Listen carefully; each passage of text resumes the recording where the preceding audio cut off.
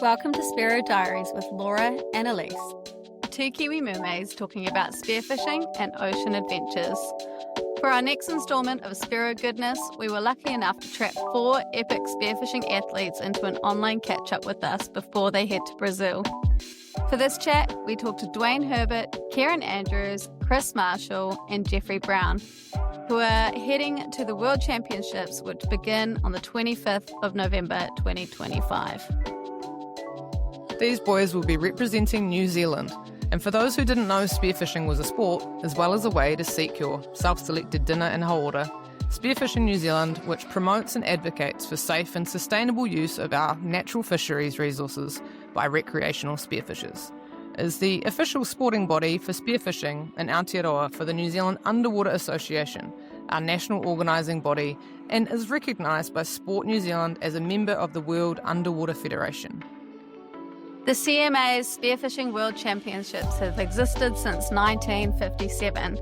CMAS is recognised by the International Olympic Committee, the IOC, as the sole world governing body for all underwater sports.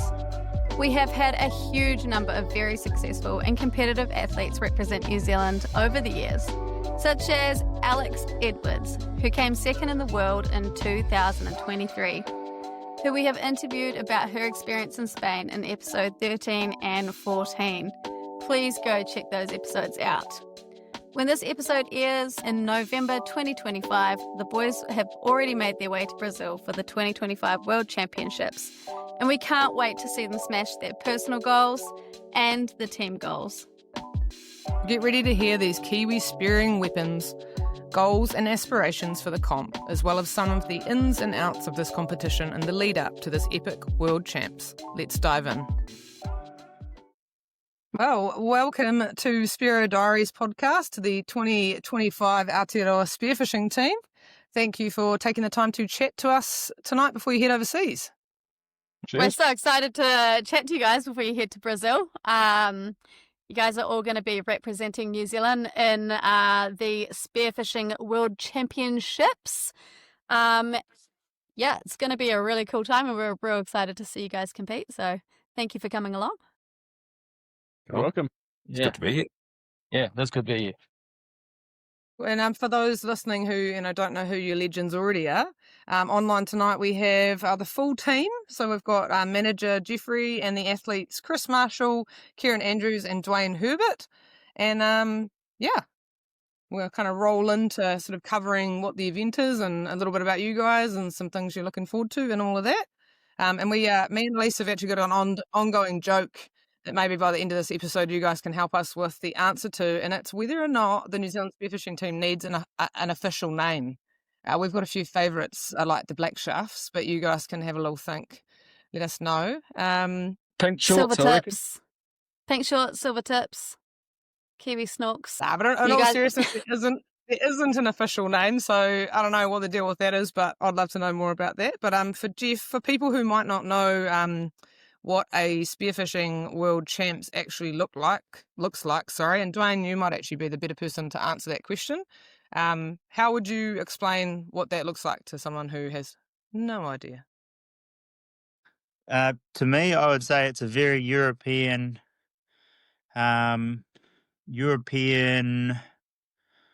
style of competition. It's a boat comp. You have a species list, obviously, like New Zealand competitions, but in the Worlds, you're on your own, you're individual. You have a boat, and you're allowed to use your boat to go to different spots to fish that you've already scouted. Whereas in New Zealand, our comps are all swim comps, so you'll have to jump in the water at the same place and swim from there. So it's a completely different mindset, the Worlds, to anything that we're sort of used to. The preparation for the Worlds is tenfold on any sort of comp in New Zealand you need to do, in a sense that you need to do your homework and do it properly compared to anything that we experience over here. And so, like, for those who do know a little bit about, say, the nationals or the Inter-Pacifics, like you said, for swim comps and things, one of the major differences too is that people are solo diving rather than, say, having a sweever or diving in a buddy. That's correct? Correct, yeah. And that makes it all. It gives you a good challenge because it means you're on your own and you've got no one else to blame. But also places like Greece and the Med where the fishing is deep, it adds a huge amount of danger to the competition when you're sort of diving over 45 meters all day. That's quite But a Brazil's not like that. That's quite a hard thing to get through your head. Like, I feel like when you're diving deeper, knowing that your buddy's on the surface always is quite helpful. So it's probably different thing to get through your mind to be like, no, you're okay with just yourself. Like, it's quite I don't know. I think I'd find that quite hard. Kind of, it's hard though. If you're at 45 meters and someone's on the surface like your buddy, he can't see you at 45 meters. That's the tricky bit, isn't it? Even if you were two of you, because in those sort of rules, you're allowed one up, one down. So the person that's up hitting 40, and the other person's hitting 45, you got to know your partner pretty well and what they're capable of, because that also adds a bit of danger in itself. But I'd imagine, like Dwane said, if you were in the Med and doing those depths that you are, I suppose you're pushing yourself to the limit, aren't you, Dwane? You know? In that competition, yeah. I guess, but Brazil's not going to be like that. Obviously, Yeah. preparation for this comp is a lot different. And, it wasn't, from what I hear, it's not much deeper than 20 meters, which is good. Yeah, we've got quite a few questions following, like, about the terrain and, like, the specifics of this comp. But I guess to cover that kind of team part, so, like, you guys are a team, right, and Jeffrey's managing, but you're individual solo athletes when it comes down to it with points, is that correct? Yep, that's correct. Yep. Yeah, we weigh in individually, but also there's a country classification, so there's an overall ranking for countries. So Like obviously we combine our points in order to rank New Zealand compared with everybody else in the world. Okay, so sort of like a solo element as well as a team element, then that's quite different. It's quite cool. And who's competed before, just for those who might not know about you guys and your history? All of us. We all have. Yeah. All in the worlds? Yeah. Yeah. Together before? Well, yeah. I've dived with Chris last time and then with Kieran in Venezuela in 2008. So through each other, we sort of have, yeah. Awesome, man. We'll get into some of the nitty gritties that you guys were going to cover, like the terrain and the depth of the specific one. But just with the team, I know there's a few other kind of people involved other than you four. Is it true that Annie's coming along to help and a few other people might be coming to scout? Is that? Yeah. Yep. Definitely. Annabelle's coming over. I don't know about scouting, but I've got Kobe, one of my sons, coming over to drive the boat for me as well. So, because we all need a boat driver each. Ideally, it'd be good to have someone to scout with us as well, but it's pretty hard to conjure up someone to come over that far just to look at fish for us. Yeah, it's true. So cool that Kobe can go. Yeah. Be good. Cheeky bugger gets a trip to Brazil. Yeah. I think I got confused the other weekend when Kieran said, I thought he said Toby. And so I was like, because I dive with Toby a bit, I was like, oh, bro, rad that you're going to Brazil. And he was like, oh, that's not me. I wish. I was like, sorry, buddy. Yeah, and we've also got Dave Shaw from South Seas. He's coming as well, so he's going to drive one of the other boats as well. And I'll obviously drive the boats, which is in a place like Brazil.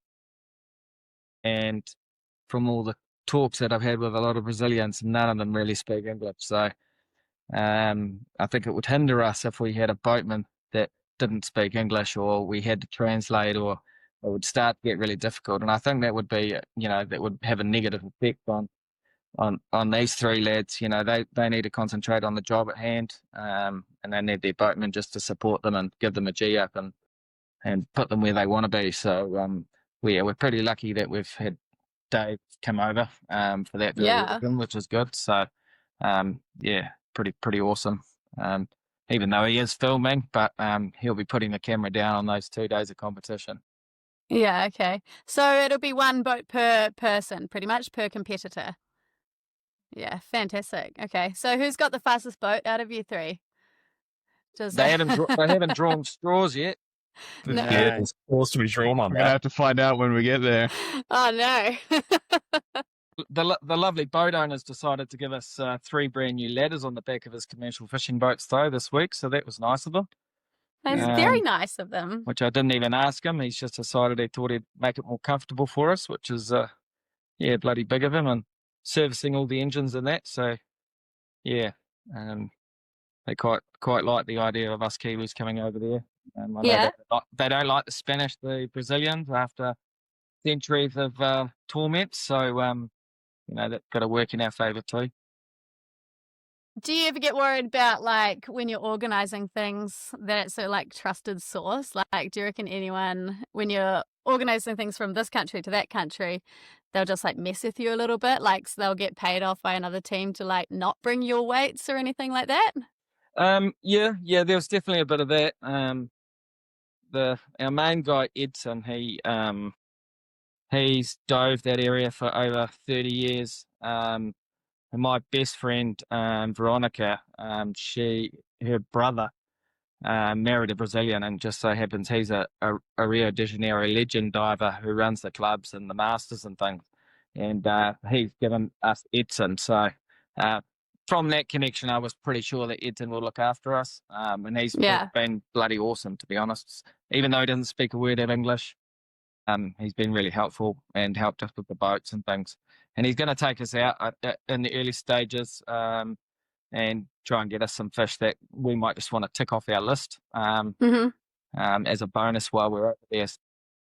He's just been a godsend, really. I don't know where I would have turned, actually, how I would have attacked that one if it wasn't for him. So, if he comes through and he's actually legit, which I'm sure he will be, I'm a big couple of thanks, that's for sure.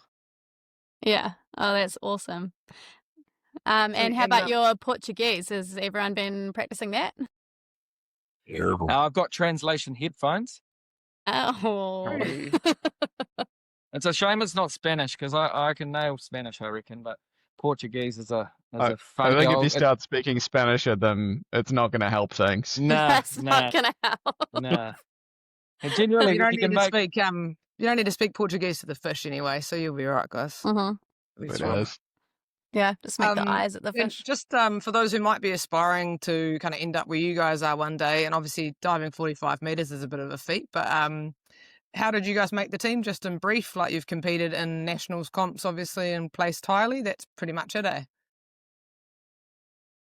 Yeah, the deal is it's basically based on the last 3 years of nationals.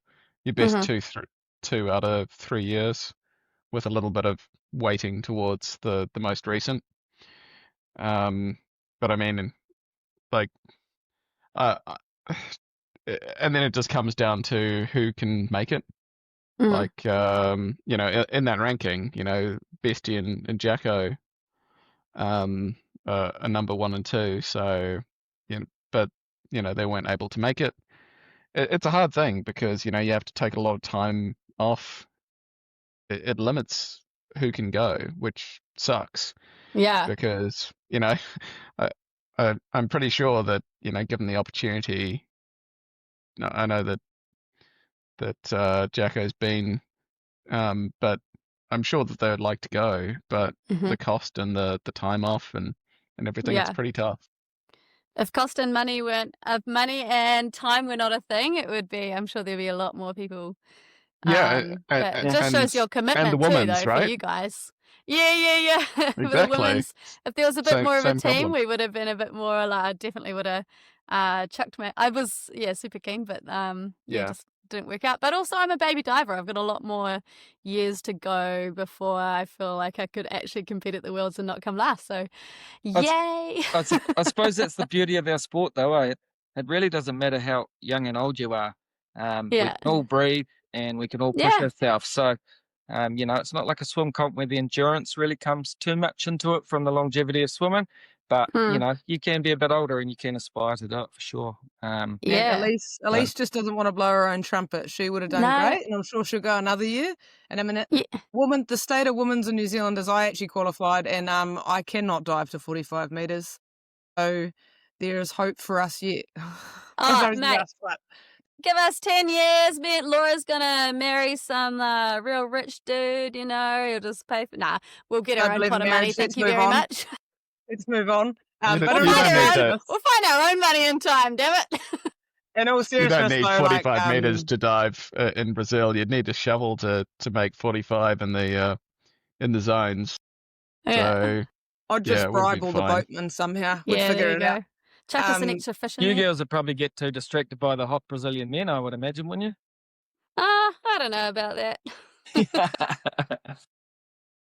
Sorry, I don't guys. know. Moving along. Now I'm distracted. In all seriousness, though, like you guys have been putting in a lot of work to get there, and it's not like you've just rocked up and gone, oh, yeah, we did all right at One Nationals. I mean, you guys are all, high-level elite divers, and we're looking forward to hearing a little bit more about, like what you're expecting when you're there and what you've been doing to prep and all that kind of stuff. But obviously it's years and years of your diving that's going to lead up to this. It's not just, these months. And we're very excited for you guys, and I'm pumped to see how you do. And, yeah, that's just why we wanted to get on here and hear about it before you go, and hopefully you'll still want to talk to us when you get back and tell us how it went as well. Yeah, totally. Tell us that you've won. So how many other countries compete in the Worlds? I believe there's about 75 competitors. Wow. And I think there's about 27 countries, I believe. If I'm correct on that one. Some teams are bigger than others, obviously, but yeah. Yeah, So the qualification, that each country has to qualify in their own region, and then each diver qualifies for their country. okay. So And rather than the nationals, you mean, do they do kind of like you'd have like Waikato, Auckland area?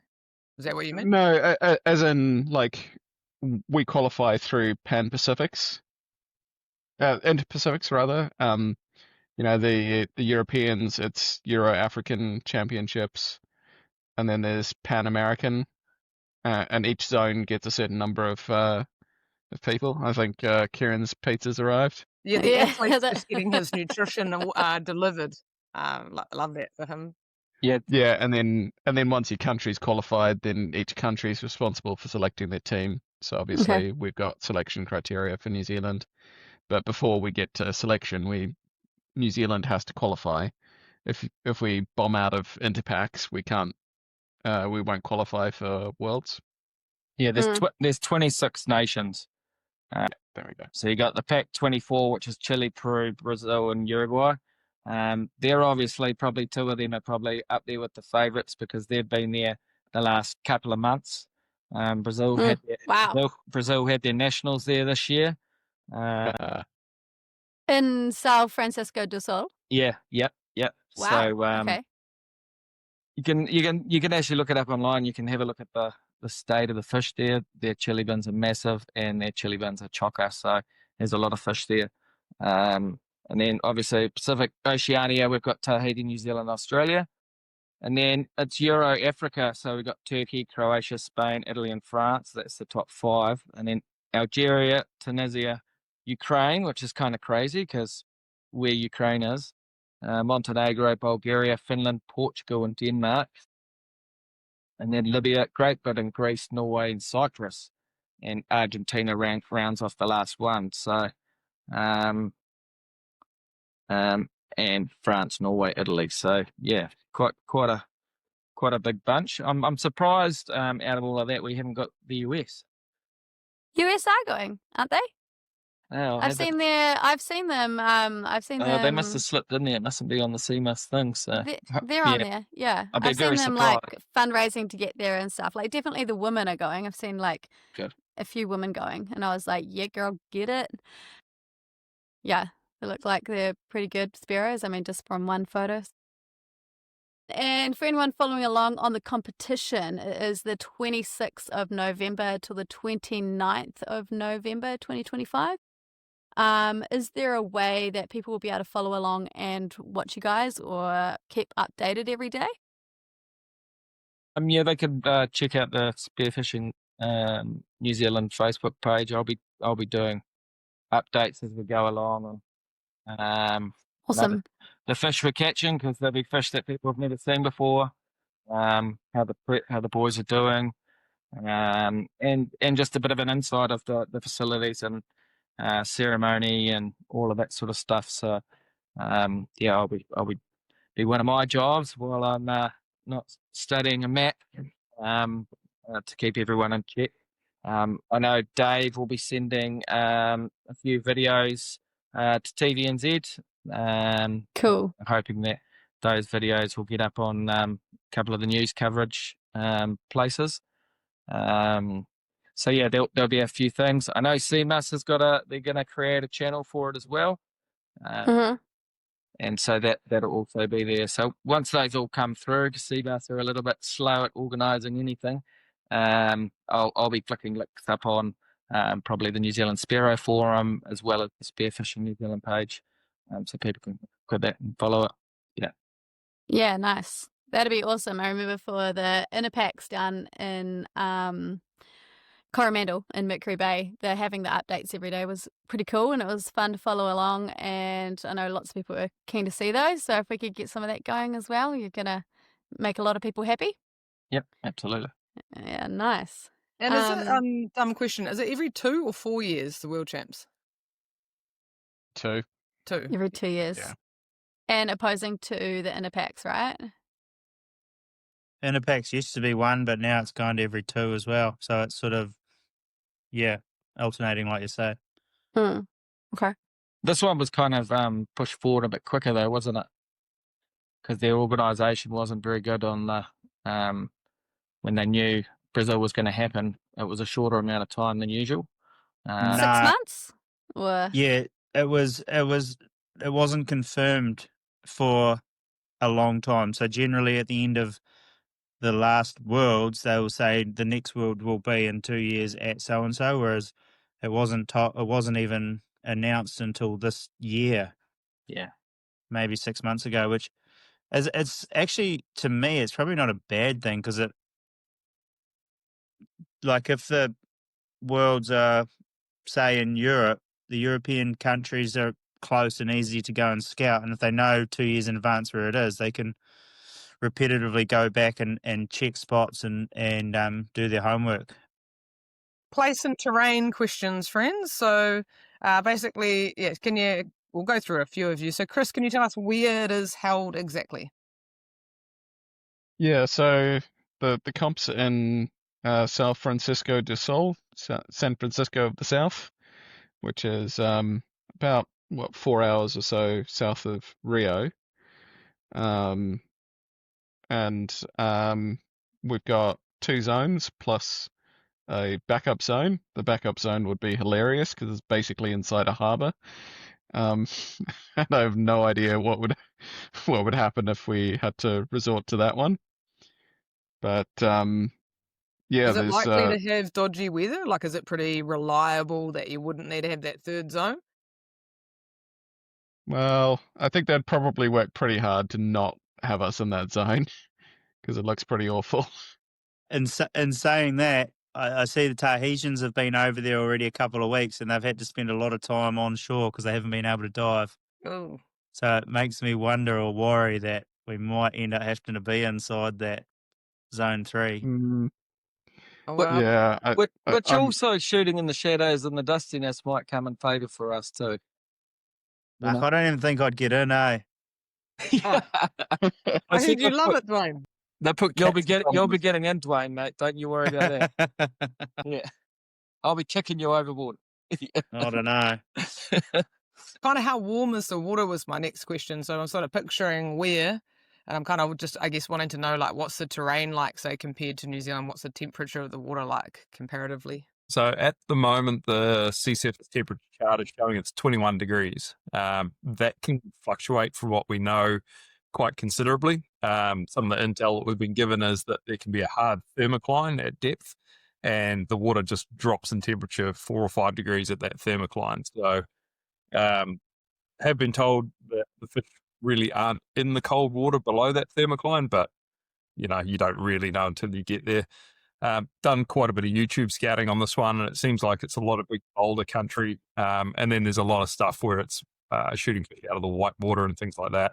A lot of the species in that sort of area are similar to things that we hunt here. There's snappers and things that are kind of like a red moki, trevallies and giant versions of kahawai and stuff like that. So, but it's a bit of a mix of almost tropical stuff and cold water stuff as well.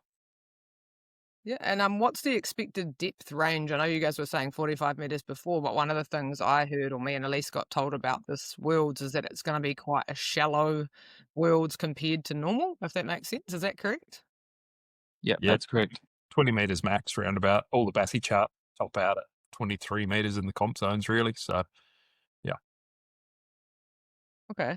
And so you've got this kind of less intense depth. You've got that kind of terrain, some of the fish that you think you'll recognise, and you've got, is it 2 days worth of competing? Yeah, two 5-hour days. And obviously they have some backup weather days and some backup locations and all that kind of stuff. And I think we've covered Not really. Not really. They don't. That's why they've got this other zone. So if the outer doesn't work, we'll be in the inside. I don't think they've even registered a reserve day on it. No. Yeah. No, it's similar to our nationals in that there's rules around, like, if they can't hold, that it's a valid comp if it's 1 day of, 3 hours minimum or something. So, like, in theory, if things are really terrible, we could be diving inside a harbour for 3 hours, and that's World Championships. But, World champion divers dive in all conditions, right? In all places and all conditions. So, well, I suppose it comes down to that first day is the most important, right? In a way, if the weather packs in the day after, and if you can really put a good score together, that might serve you really well. If it shits itself, so yeah. Boys will be going to bed nice and early that night. They will. They'll do as they're told. The manager will tell them off. That's right. You're going to tuck them in, or? Absolutely. Massage is the works. They'll get the full works. Don't worry. Nice. All right. And the area that you've got, I was just sort of thinking about what I know very little about comps, obviously, compared to you guys with Worlds, but I know enough about that. With swimming comps, you normally have a designated area, and it's pretty you do swim past other competitors. With a boat comp, is it a wider area and that you're not as likely to see other people, or are you likely to pull up on each other and see each other's boat and be trying to go to the same cave, or? That'll definitely happen. Yeah. I think my second spot on first day in Spain resulted in someone trying to drop someone directly on my head because we both knew a conga was there, and that resulted in me sprinting down before someone else could get there. So yeah, there'll definitely be some of that. Are there rules against that kind of sportsmanship? Yeah. It's hard to enforce in the moment, but yeah, you're supposed to give other divers a bit of space, but it's pretty difficult in reality. Like, we've all found, we're likely to all find quite a lot of the same stuff, and so in Spain, I deliberately didn't go to the couple of best places, because I just knew that they were so obvious. You could see them from the shore, you could see them on the chart, you could tell that they were going to be really good areas, and I was just certain that I wouldn't be alone in there, and I'd rather go for something where I would have a better chance on my own.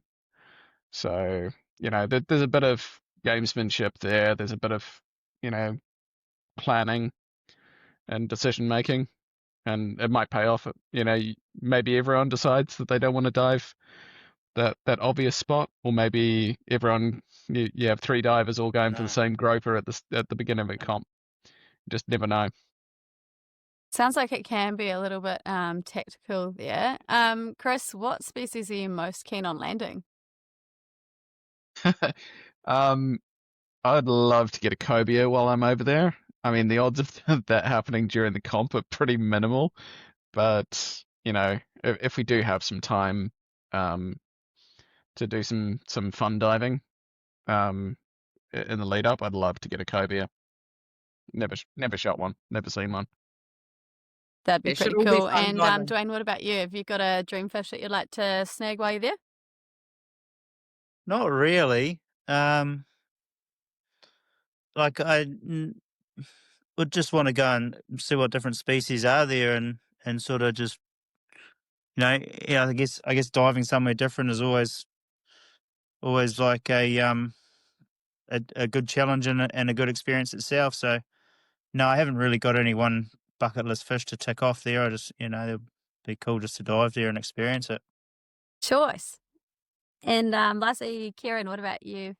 Well, I mean, Jeff, you'll be busy managing, so you might be in the water, you might not. But Kieran, tell us about are you keen to get a certain species of fish at all? Yeah, probably not in the comp zones. If we have a rough weather day, I'll try and find somewhere with some fresh water and go and chase. They've got a fish over there called an arapaima. Big, long, silver, freaky looking fish. Either one of those or a golden dorado. So they're on my bucket list of oddball stuff that I want to spear or catch on a rod or just get them some way, shape or form. But in the comp zones, like Chris, the only fish that I shot on the second day of the world's, or first day of the world's second day, sorry, was a cobia. So yeah, there is a chance. That would be awesome. But yeah, those oddball freshwater fish would be fun if we get some time. I mean, what is it called? A golden dorado. I don't even know what that looks like, but it just sounds awesome. Yeah, they have some real quirky freshwater stuff over there. So yeah, better than rainbow trout anyway. Okay. And Jeffrey, are you going to get in the water at all? Are you going to be sipping cocktails on the beach when you're not being a boatman? Oh, yeah, that would be nice actually to have a month of just doing that. But no, I need to get in the water, and I need to do my homework too, because if one of these guys end up sick and ill, I'm going to have to jump in their place. So, so yeah, no, I definitely will be. I'll be helping them scout, but keeping my eyes on what's going on as well.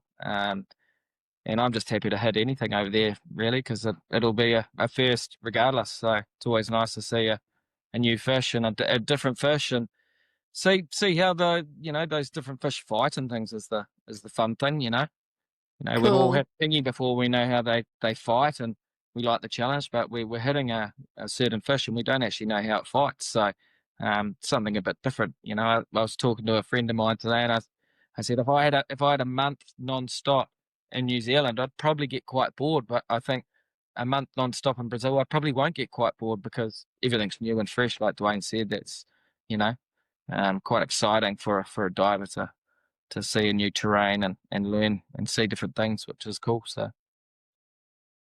So most of the species there, like most of you guys, haven't encountered them, or are there some crossovers within different regions that you've dove? A bit of a mix. There's quite a few species that I would never have dived with, but you still have like kingfish over there. Asians have shot a kingfish already, so they're around.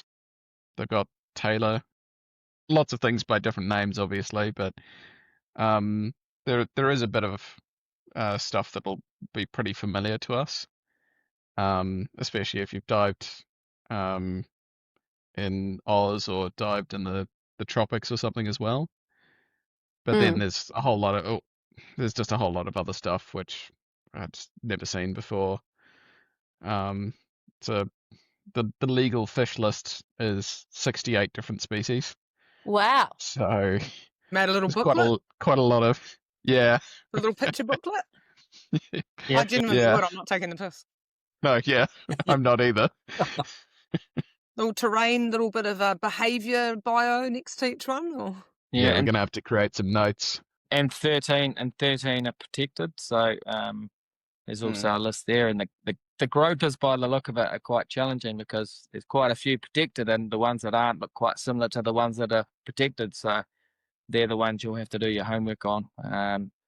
Don't want to hit the wrong one, you get disqualified. Go over there, be in the water an hour and get disqualified will be a disaster. So, oh my gosh. Yeah, Okay. but turning down, like a comb groper or something that's a really big fish worth a lot of points, it's going to be hard to turn that down when you're just looking at it going, are you the right kind of groper or are you the naughty kind? Oh my goodness. Yeah, there's the protected ones and there's also just the ones that aren't allowed for the competition. Okay. So the protected ones are the ones that'll get you in trouble with the authorities. Yeah. The ones that are just not valid for the competition, you're still going to get penalised for it. So you can lose points if you shoot the wrong thing. Yeah. Or get DQ'd. Or something over, or something undersized. Yeah, if you shoot a protected species, obviously you're going to get DQ'd.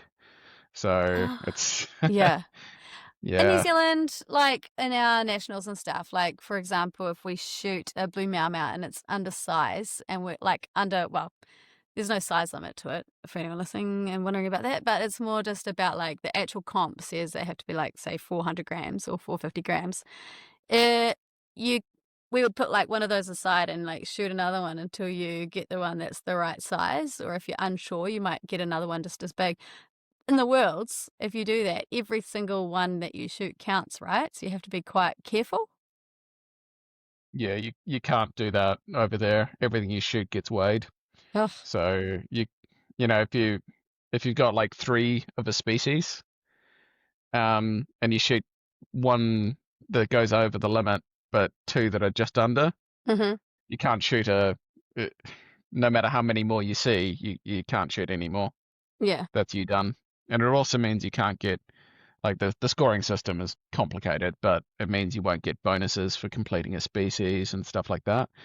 So it's quite high stakes every time you see a fish. Of like, hey, is this definitely big enough? Will I see another one that's definitely bigger?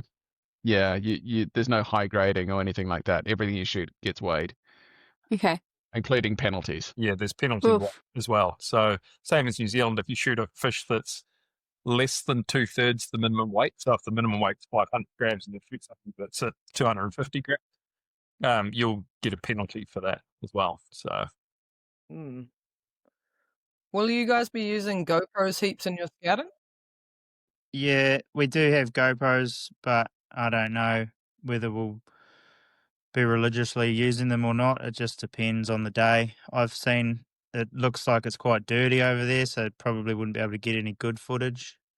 But who knows, that we might get a string of good luck and some good viz might come through and it might make it look nice. But at this stage, more like IDing, like so you could kind of go home that night and go, hey guys, I reckon this is a blah blah blah, and you could look at it more like it for that kind of purpose. Well, there you go. That's a good idea. That's what I mean. Not for pretty shit. That was, I mean, maybe that's my plan. That's definitely my plan for the groper and stuff. Identifying those harder species. All right. Well, the next section we've got is training and scouting, but we have kind of covered some of that. We basically wanted to know like what kind of training you guys have been doing. We obviously recently caught up with Kieran, I think last weekend, and he was doing some local diving around Bay of Plenty, which he took us out for. But in terms of like training, are you guys all on a training program? Are you just kind of doing your own, gym stuff, pool stuff, and winter diving? So in terms of training, Dwane, I mean, you work quite a lot of hours. Are you finding that you're like more purposeful about what you're doing at work when you're training, or are you kind of just pretty sure that it keeps you fit for what you're doing? Yeah, probably just hoping that it keeps me fit, to be fair. Yeah. What about the other guys? Chris seems to be doing a fair bit. It's been a pretty awful year so far, to be honest. I've been kind of sick on and off, pretty much the whole year since just before Stewart Island Nationals last year. So, yeah, I've been, having spurts of being able to actually do some diving and then getting sick and then having like, 2 months outside the water. So it's my expectations are gradually dropping and dropping and dropping over what I'll be able to do. But it is what it is, and to a degree, like the hunting and all of that is going to be much more of a thing than pure diving ability, even repeat diving ability, I think. So I'm just hoping and trusting that I still have enough hunting ability to get me through. Yeah, so resting and reading your fish booklet sounds like your training. Nothing wrong with watching those two options. YouTube, trying to find Brazilian spearfishing channels. Kieran? Yeah. Oh, for me for training, like I've been landlocked with the weather that's been floating around this year mostly.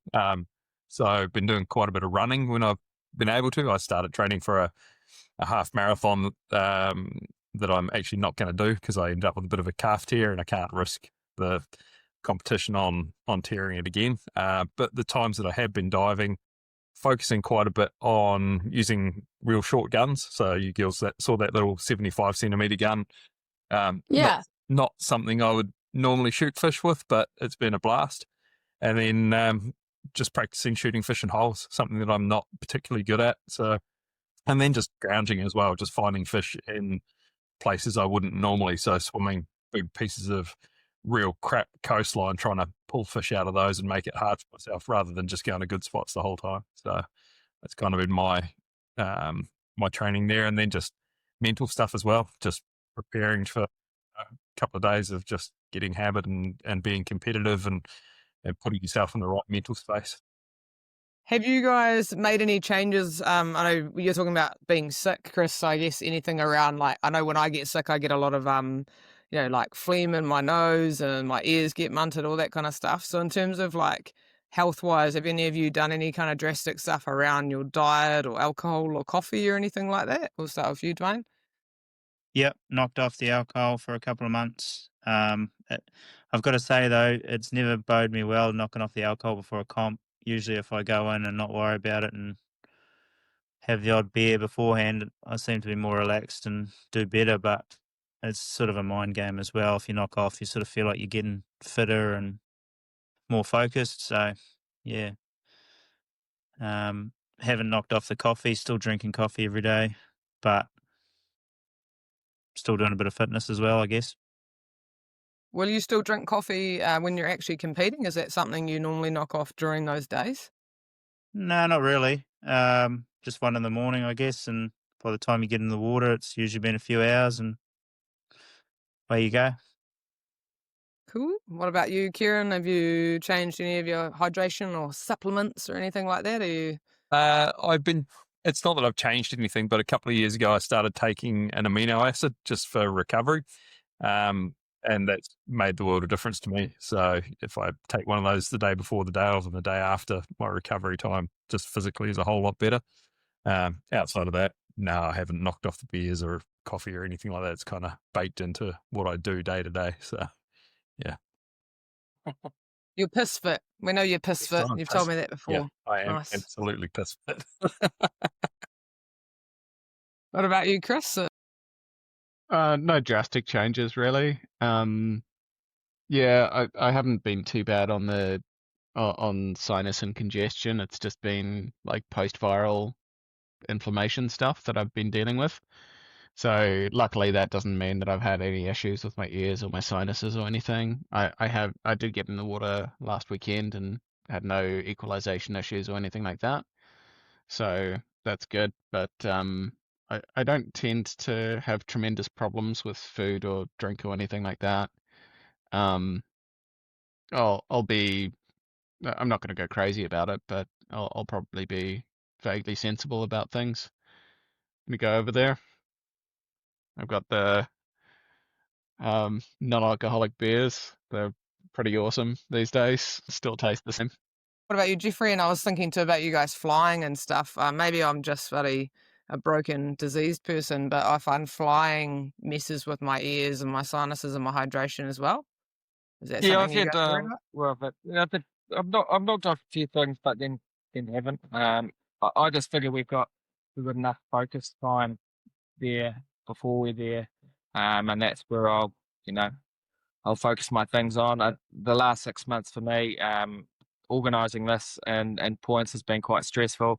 Being a single dad and running a house and being busy as a plumber, so having these my coffee, especially in the morning, and a few beers is actually, I think I would have gone mad if I didn't have those little releases in pressure. So the focus would definitely change as soon as we hit the ground. I know myself in that first week I'll probably be quite a bit busier than these boys, just joining the dots together of the things I've organised. And once we're all smooth and we've got a plan and everything's in line, then that'll be the time for me to just chill off a little bit and let these boys focus on getting the info and helping them get the info they need to do well. So that'll be my focus when I'm there and my sort of cut off on my training. So nice, happy days.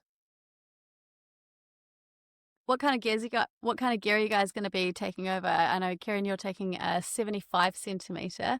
Is that specifically just for holes? Like, is there a lot of caves over there that you're expecting?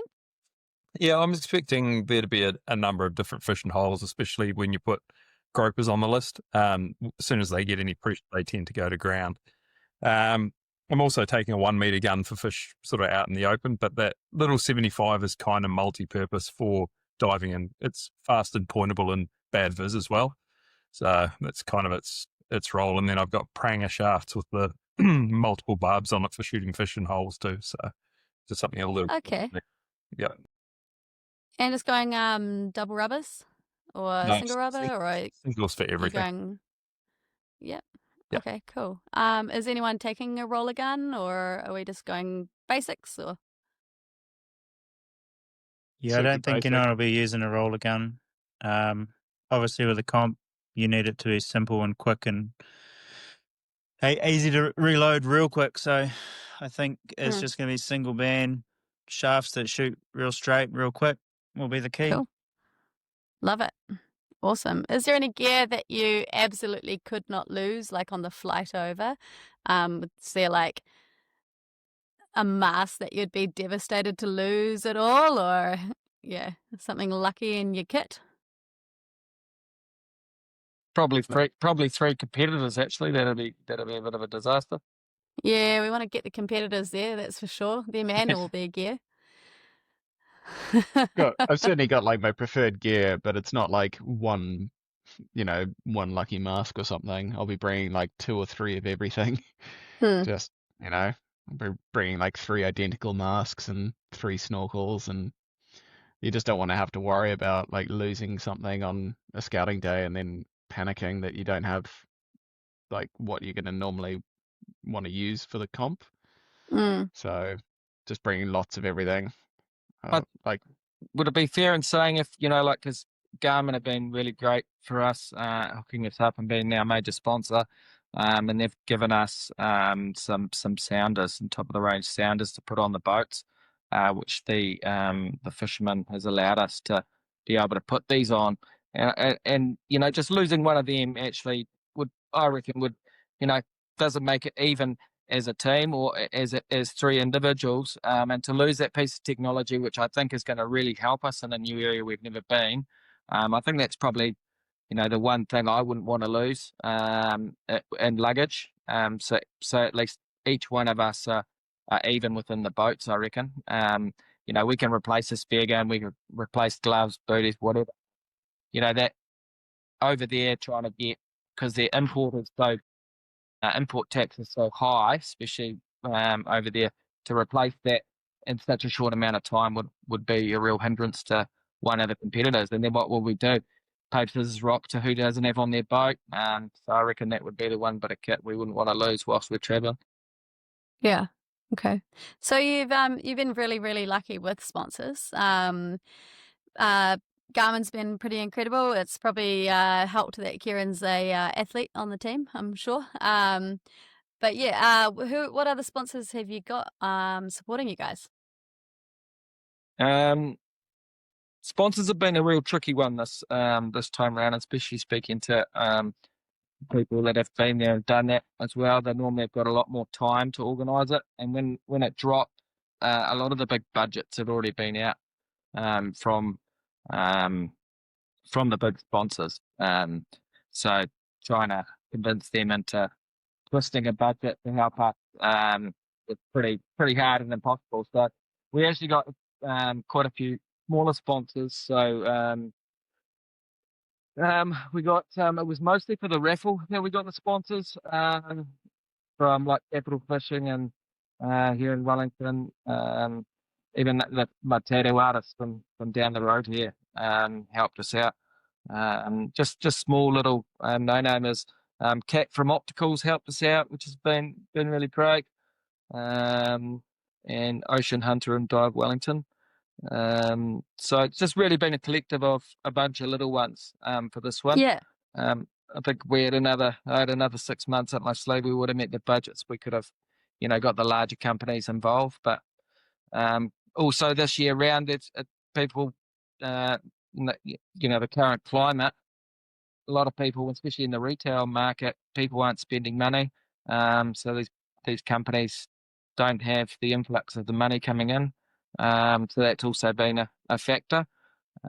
So yeah, but from the little guys to just jump up and give us a hand has been awesome. Actually, I've noticed a few things within the sport and the powers and how the sponsorship works. It's all been a bit of a learning curve for me, but yeah, really appreciative of these younger, small single people companies just jumping on board and helping out, which has been great. So wait, do you want to give a bit of a shout out to the people that have helped you out so far?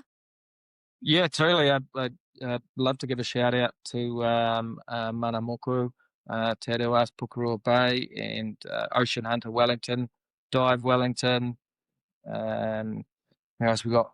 Cat from Optical. It's been really great. And Felix from Capital Fishing. Yeah, so all of those guys have been just awesome. So yeah, and Duncan Henderson. Yeah, Duncan Henderson deserves a big shout out. He's just put his hand up to make us all our rubbers, restring our guns, shafts, organised Dwane, which has been quite good. Get his stuff down there. So no, it's really quite good, and I'm quite happy that in the raffle, Duncan actually came second and picked up the tattoo voucher. So a bit of karma came back to Duncan, which is awesome. And yeah, man, he's just like countless hours making, I think, 24 meters of rubber. Wow. So yeah, I got a care package from him yesterday, full of spears and reels and extra mono and extra dynamo and a bunch of rubbers and stuff. So yeah, but lots of small things, ants coming to the table from Beauchamp for for things like rubber and the like, and of course Garmin has really stepped up with some big ticket items for us, which is amazing because like that's a significant thing, like not just the sounders, which is a huge deal, like the big impressive sounders. Better than anything I've got on my boat, that's for sure. But also Mark III watches, which is amazing. Hell yeah! Like without like when you're scouting these places, you just don't have time to mess about trying to call a boat over and stuff like that when we've got limited time. Mm-hmm. In Spain, it made a huge difference being able to, just go mark a spot, and then look at them the next day, load them onto the sounders later, and be able to navigate straight to them. Like it would have been so much harder to do what we did without that. Yeah, fantastic. And I suppose Spearfishing New Zealand too. They've jumped on board with us, even though they're governing power, the governing body. They've jumped on and been really helpful. So Jenny, as usual, definitely helped me through this process, been with her wealth of knowledge. So that's been really good. And the Underwater Association of New Zealand has been great. without them getting over the line with the with CMAS and trying to organise that. So Andrea there she was total rock at that, getting that through. So she deserves a big thank you, that lady, because she's just been awesome. So she's not only in a mad rush to get us through, she had to get New Zealand underwater hockey through, in a similar issue, because this year we have to do our Olympic grade doping certificate. So yeah, there was a moment there I didn't quite think we were going to get over the line, but she helped us get through that, which was great. And we all know how to not dope now, so that's handy. Oh yes, because there's some pretty significant drug tests and some random things that can get picked up in there. Is there anything that surprised you about that? Like, I mean, besides from regular drugs that you shouldn't be taking anyway, right? But like nasal sprays or something. Sedatives, they've been using sedatives in the freedive world for a wee while. Really? And some people can go and hit a crazy ass depth, and then 3 weeks later can't even get close to it, and they've been wondering why, and that's why they've changed it. Slows your heart rate down, and first and foremost, I suppose that alone in that code is a danger to the diver. And also beta blockers is the big one over there. Yeah, in the freediving world. Yeah, it slows your heart rate. They'd be rubbish for spearfishing, because you wouldn't be able to recover between dives. Be hilarious watching someone who just can't increase their heart rate when they hit the surface. But yeah, like, I guess I'm not surprised by it, because I've come from a freediving background, so I've been to like eight freediving world champs. So yeah, okay. I've kind of know the wider list by now, but yeah, I've never been needed to do a random test or anything. So yeah, one day I'll have to pee in a cup, but yeah, we'll see. By all accounts, I think this year we probably will, because it's the first year they've brought it in, and generally when they make these changes, they want to implement them. Whether or not it's going to be that organised in Brazil itself, but by all accounts, I think there will be a point of time where everyone will have to do it. So yeah, I think it's about $1,000 per test, though. So it's pretty expensive for them to test everybody. For the old pee in the cup test. Yeah. Wow, who knew it was so expensive? Yeah. Right. It's not the pee that's expensive. Just to be clear, not unless you're very good at marketing, I guess. I know that there's forums for that, but I don't know them.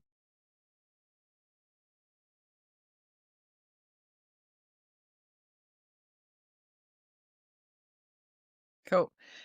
We won't keep you guys much longer. We've got we've got 3 quick-fire questions for each of you before we wrap up. And we'll start with Kieran. And the first question is just what's one of your personal goals? Doesn't have to necessarily be competition related. It could be anything to do with going to the World Champs. But yeah, a personal goal. It's got to be to win it. You got to have the headspace. You're going there to win. So yeah, personal goal, get at the top of the podium. Happy days. And what are you most looking forward to? Winning. Apart from being on the podium. Just winning and snatching beers. No, I'm actually just looking forward to the trip overall, to be fair. Hanging out with a really good bunch of people and going there to be competitive. So yeah. Nice. And the last of the 3 fires is what are you most worried about or concerned about? Probably getting stabbed or shot. Yeah. Yeah. South America, come on, let's face it. We're talking in the water or out of the water there? Either or, at some point, trouble follows you around. Yeah. Trouble with the spear guns, you get stabbed and shot all at the same time. It's one of the most affluent areas in Brazil, mate. You'll be fine. Yeah. Yeah. Yeah. All right, Chris, same for you. Sure. Personal goals or personal goal? I'd love to do better than I did last time, but last time I did way better than I expected to. So that's that's a long shot, but it's worth a try. Good goal. And what are you most looking forward to? Learning to hunt new species. Everything's different. Every country's different. I'm going to learn something new. And what are you most worried about? Should be different to than getting stabbed, hopefully. Yeah.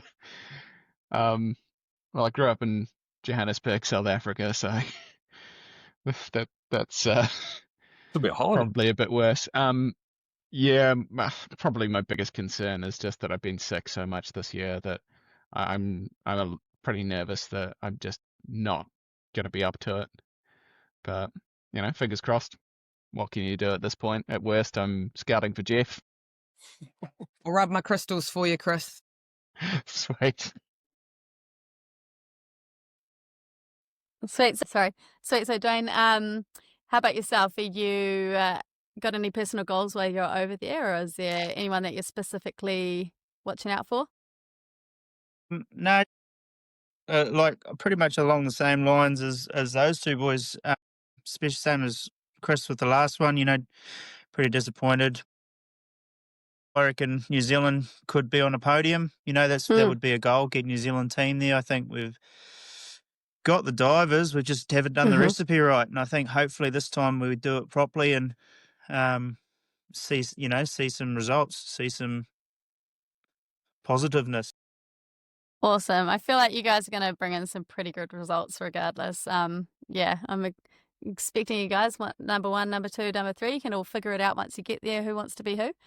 What are you most looking forward to about heading over? Yeah, definitely same as Chris, just a different experience, different waters. So there's different fish, learning how to hunt the fish, learning the terrain. Yeah, it's quite exciting to have never dived somewhere like this and expecting to see different species that we haven't seen before. Cool. Awesome. And have you got any concerns or worries that you have in the back of your mind for heading over, or are you just feeling pretty chill about it all? Yeah, to be honest with you, I'm just flat out here with work, so I'll be starting to think about it when I'm on the plane there. Yeah. Okay. And then dialing in, but no real concerns. The biggest concern is that the weather's shit and we end up inside the harbour. Yeah. Because okay. that wouldn't be that would be a bit disappointing going all the way over there to swim around in a pea soup harbour. Yeah. Which is, to be fair, is very viable. From what I gather, it could be on the cards. Okay. Well, hopefully it's not the way it goes. Yeah, fingers crossed, toes crossed, everything's crossing for that one. And Jeff, as a manager, I mean, I can kind of guess what your personal goal will be here, but what are your personal goals for managing the team while you're there? Yeah, just making sure that I'm hoping that everything that I've organised goes in alignment, really, and take any pressure and worry off these guys so they can solely just concentrate on the job at hand, and not have to worry about any logistic. They just get in their gear, get in their boat, go scout, come back. That's what I'm really hoping for. And expect of myself to do as responsibility of the manager to be able to do that for the boys. So yeah, that would be that's my number one for sure. Fantastic. And have you got any concerns, or are you just concerned for all the other competitors once you guys get there? No, I haven't got any concerns actually. I'm feeling pretty good about the whole thing. Yeah, I'm meaning all the other countries once the New Zealand team arrives. Just to be clear, I'm not worried about you guys. It's like public speaking. You just picture everyone naked. I'm not worried about the other competitors and the other nations. We know we've got probably more of an advantage than the people from the Med. So that's what I'll be putting my energy towards. Is not worried about that. I'm bloody competitive at the best of stages. So yeah, I'm looking forward to looking up for these guys and making sure they're in front of anyone else. So I've got no concern. Awesome. Super exciting. I just really do think that you guys are going to do such an amazing job for New Zealand. I'm real excited to see how you do. I'm going to be following along the whole time and stalking the group chat the whole time and be like, oh, what are you doing now? Like, manage to stick in there. You can boot me out anytime. That's fine. Laura, have you got anything else that you'd like to add?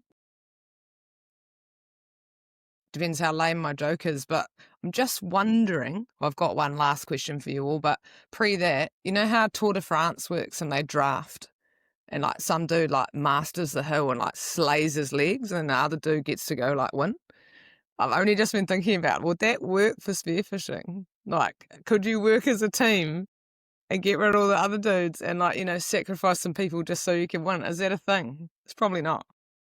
Probably, we could probably it. go back to South Africa, could we? And we just do a bit of food poisoning, and that'd be pretty good the day before. We have joked about someone just like that. Obviously there's a local favourite or someone who's a favourite to win. Just following them all day and sacrificing, just jumping in on top of them and diving down and scaring the fish. And so yeah, no, you're right. You actually probably could do that. But a bit of that happened at Inter-Pacifics, I know, so it's probably not the way to go. But hey, look, if it doesn't work out for you guys, you let me know and I'll draft you up a Tour de France spearfishing tactic for next. It didn't work for them at the Inter-Pacific, that particular batch. So, It's probably not the right thing to do either, is it? I don't mean go jump on other people. I just mean work as a team to get the points. But anyway, sorry, moving on to our last question.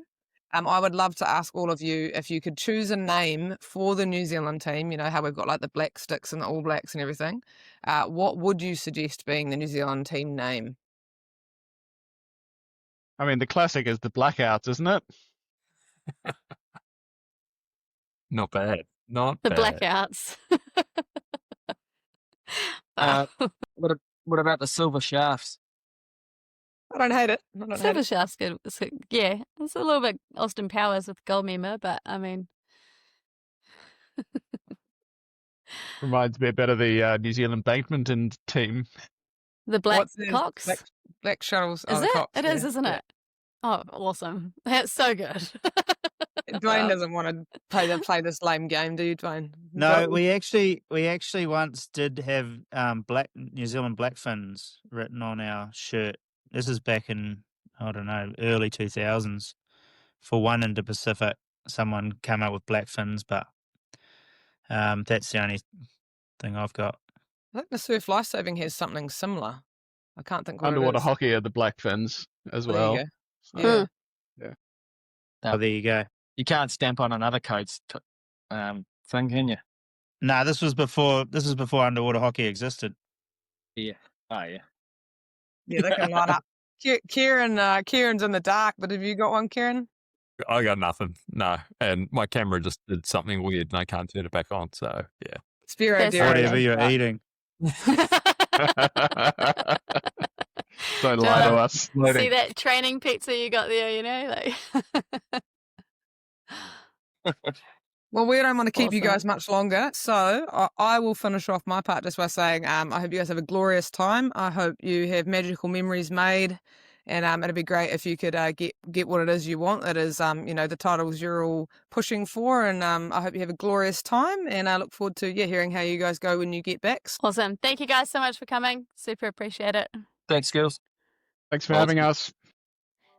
Thanks to the New Zealand team for making time to chat with us with all they had going on before leaving. Hopefully, we can bring you a post-trip debrief from the boys as well on a future episode. New Zealand spearfishing isn't a heavily recognised or funded sport, and all of these great humans have full-time jobs and families to juggle with being athletes at this world-class level. We really admire their commitment, skill and wisdom, and we're proud of them for heading over to represent Aotearoa regardless of how they do. But at the same time, yeah, the boys! We wish big things and big successes for them, all as individual competitors and as a New Zealand team in Brazil. We can't wait to see how the boys go against some of the other world-level competitors. And if you want to keep up with how they're doing, check the New Zealand Spearfishing New Zealand Facebook page for their progress, and team manager Jeff will be doing some updates. As always, let us or who we've talked to know that you've enjoyed hearing what they've had to say. Share the legends, share the froth, and share these chats to some other spearos you know. Until next time, toodles!